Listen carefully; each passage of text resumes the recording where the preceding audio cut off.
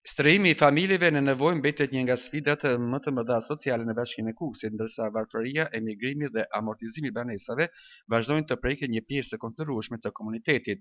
Përballë kësaj situate, pushteti vendor ka hartuar planin e strehimit për periudhën 2026-2030, duke vendosur mbrojtjen sociale në qendër të politikave zhvillimore lokale. Sipas këtij plani, Bashkia e Kukësit synon të ofrojë mbështetje konkrete për grupet më vulnerabël përmes disa programeve paralele. Një nga masat e para të ndërmarrë është përballimi I bonusit të qiras për 10 familje në nevojë, të cilët aktualisht nuk kanë mundësi ekonomike por të siguruar një banesë të qëndrueshme.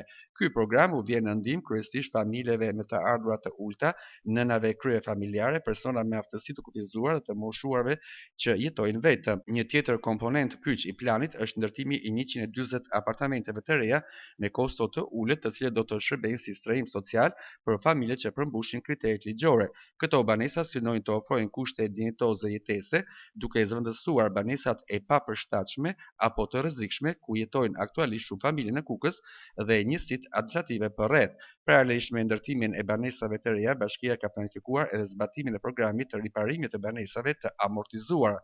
Ky program do të financohet përmes fondeve të bashkisë në bashkëpunim me Ministrinë e Ekonomisë dhe synon të përmirësojë kushtet e jetesës për familjet që zotrojnë banesë por që nuk kanë mundësi financiare për rikonstruksion.